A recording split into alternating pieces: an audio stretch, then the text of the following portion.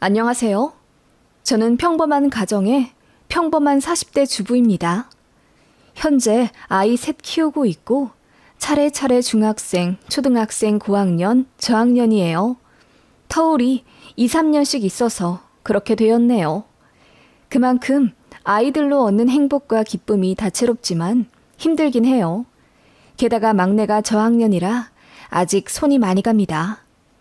지금은 다들 커서 덜 힘들지만 막내가 더 어리고 아이들 셋이 집에 복작복작 할 때는 정말 정신없고 힘들었어요. 게다가 남편도 3교대라 많이 챙겨줘야 했거든요. 시어머니는 그런 저를 굉장히 마음에 안 들어 하셨어요. 당신 아들은 3교대로 힘들게 일하는데 저는 집에서 쉬고 놀고 먹고 있다고 생각하는 굉장히 고리타분한 사고방식을 가진 옛날 분이세요. 나이가 그렇게 많은 것도 아닌데 결혼 초부터 온갖 독설 다 하신 거 보면 단순히 시어머니라서가 아니라 그냥 저희 어머님 성향이겠죠. 첫 인사 갔을 때도 저를 위아래로 훑어보시더니 스타킹색 지적하며 이런 색깔은 싼티나고 후져 보인다 라고 하셨어요. 그냥 평범한 살색 스타킹이었고 다리가 많이 드러나는 치마도 아니었어요.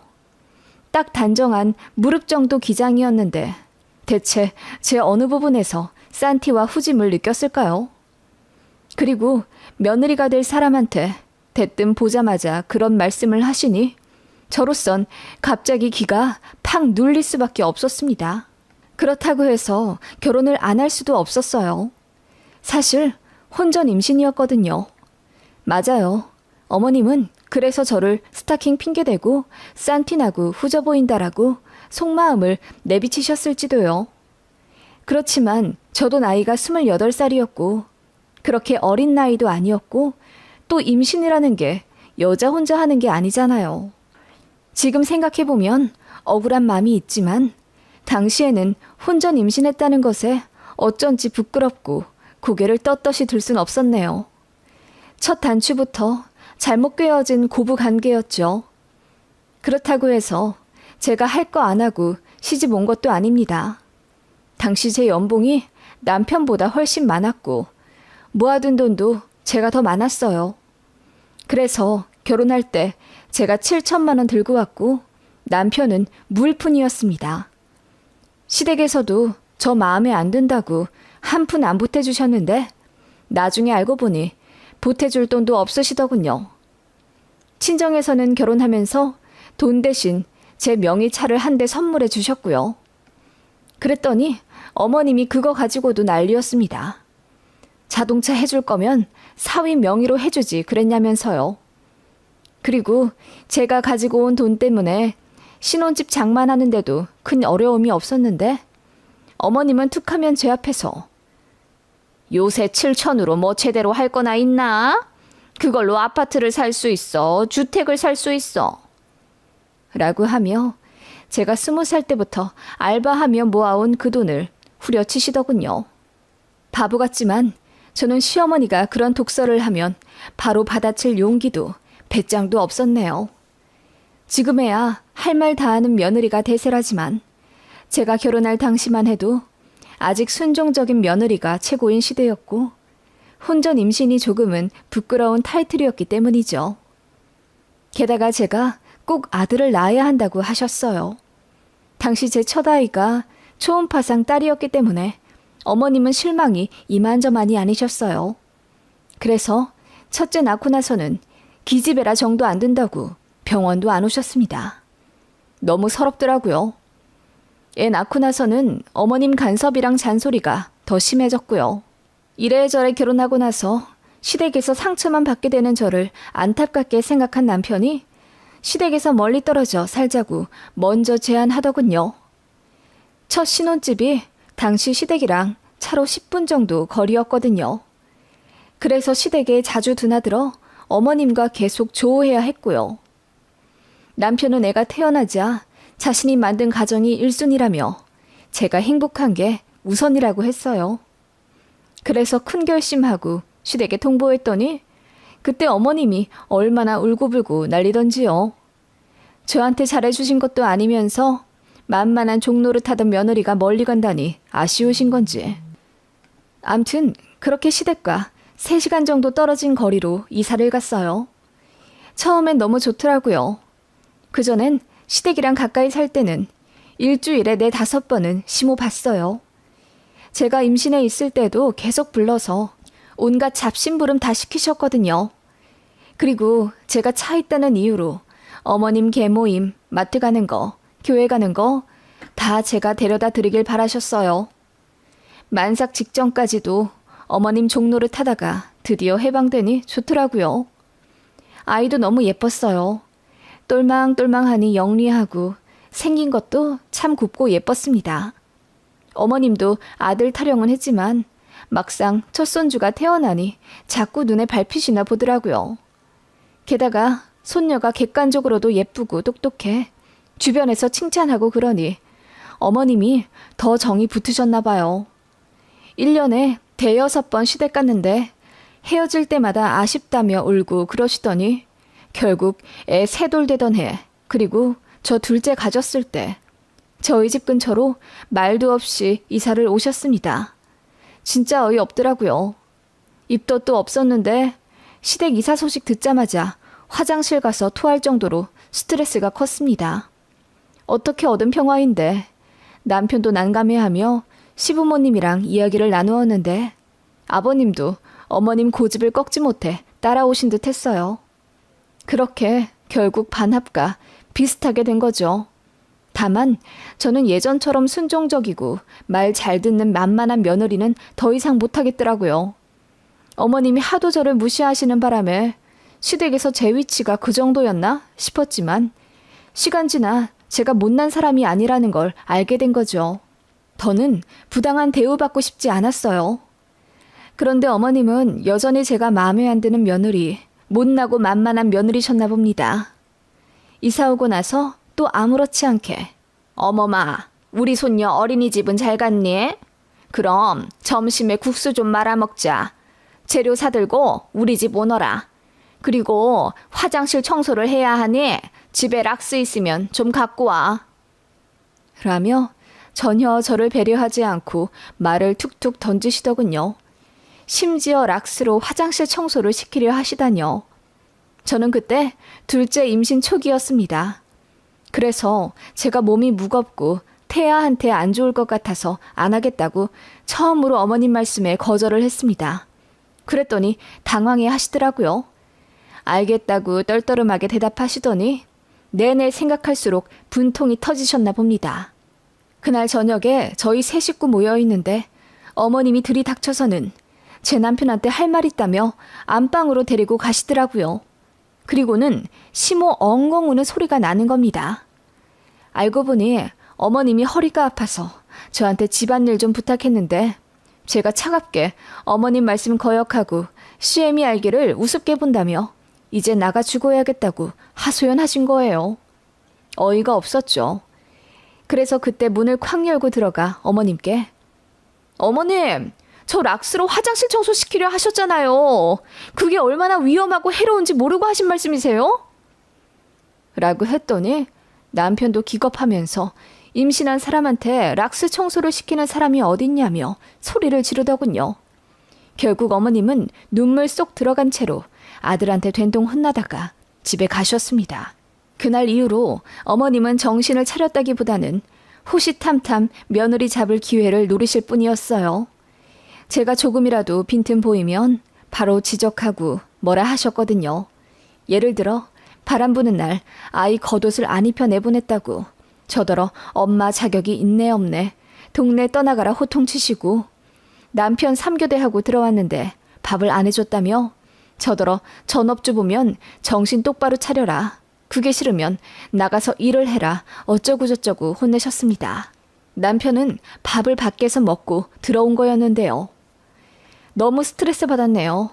특히 애 봐줄 테니 나가서 일하라는 말이 제일 듣기 힘들었습니다. 어머님이 애를 봐주신다고요? 어머님은 아침잠이 많아서 아침 9시에 일어나세요. 그래서 저희 집 근처로 이사 오셨을 때도 혹시나 저희가 아이 봐달라 부탁할까봐 겁나셨는지 난 애들 등하원 못 시킨다. 요즘 할머니들은 손자들 봐준다는데 난 못 해줘. 괜히 손주 봐주다가 골병 들면 병원비 나가고 니들만 더 고생해. 그러니까 일하려거든 니들이 알아서 애들 어린이집 보내고 다 해라. 라고 선 그으시더군요. 그리고 저녁에 한 번씩 와서 애 이쁜 집만 딱 보고 가시는 거예요. 밥 먹이는 것, 목욕시키는 것, 가끔 반찬해다 주는 것, 그런 거 단 한 번도 하신 적 없고 하실 생각도 없으세요. 전업주부인 제가 다 해야 하는 거라며 어머님이 손자 뒤치다꺼리 하는 건 며느리 돕는 일이라고 생각하시는 분인데요, 뭐. 그래서 저도 사실 둘째 낳고 나서 어느 정도 키운 후 취직해볼까 생각도 했었지만 어머님은 애들 봐줄 생각도 없으시고 그렇다고 해서 등하원 도우미를 쓰자니 돈도 많이 들어서 아예 생각도 못했습니다.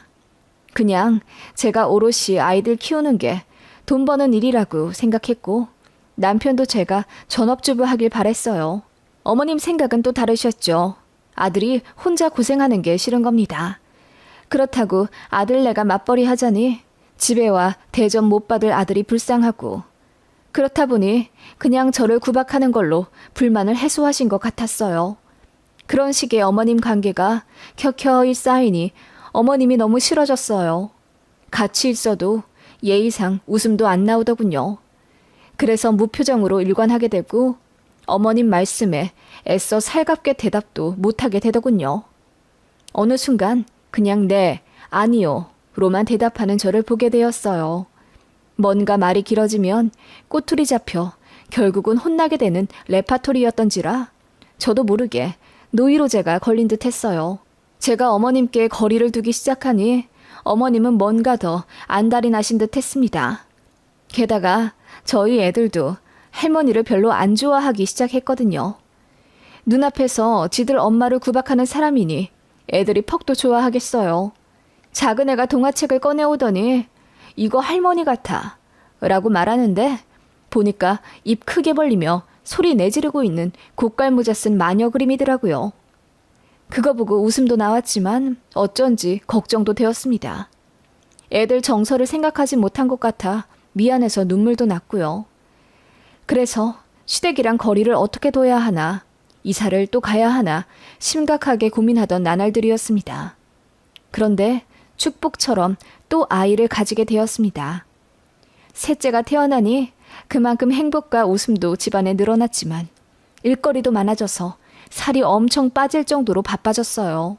그런 와중에 어머님의 생신이 돌아왔습니다. 문제의 그 생신이라고 정정하겠습니다. 그날 이후로 시어머니랑 거의 연을 끊다시피 했거든요.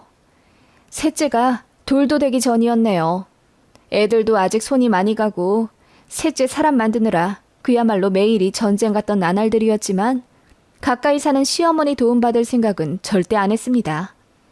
어머님은 한 번 봐주면 버릇된다고 하시며 애들을 시댁에 보내지도 말라고 하셨어요. 며느리 조금이라도 편할까봐 그러신 거죠 뭐. 그러면서 손자들이 할머니 별로 안 좋아한다고 서운해하는 건 무슨 심보인지 모르겠습니다. 아무튼 그렇게 고군분투하며 매일매일 살아가고 있는 와중 어머님의 생신이 돌아왔죠. 그전에는 항상 생신상을 차려드렸습니다. 어머님이 원하셨어요. 아버님은 항상 나가서 고기 먹는 게 제일이라고 하셔서 아버님 생신 때는 늘 외식했는데 어머님은 곧 죽어도 며느리 생신상 받아야 아들 장가 보낸 기분이 든다고 하셨어요. 게다가 저도 뭐 일하는 며느리도 아니고 어머님의 오랜 가스라이팅 끝에 전업주부라 며느리 도리도 잘해야 한다는 고정관념 같은 게 있어서 매년 생신 때마다 미역국에 소갈비 정도는 늘 올려 생신상 차려드렸네요. 상다리 부러질 정도로 잘 차려드리진 못해도 제 선에선 늘 최선을 다해서 차려드렸어요. 혹시라도 나중에 꼬투리 잡지 못하도록요. 그해 생신도 어머님이 저에게 생신상을 기대하시더군요. 올 생일에는 소갈비 말고 삼계탕을 좀 해보자.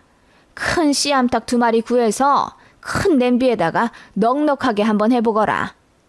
라고 하시더군요. 그때 저희 셋째가 돌전이었고 큰애 작은애 할 것 없이 너무나 손이 많이 가는 시기였습니다. 게다가 저는 체력적으로 너무 지쳐서 입병이나 제대로 밥도 못 먹고 있었고 이석증이 와서 항상 어지러워했어요. 그래서 셋째라도 잠깐 어머님께 봐주십사 하고 2-3시간만 부탁했더니 매몰차게 거절하시더군요. 저 알아서 병원 가고 다 하라고 하시면서요.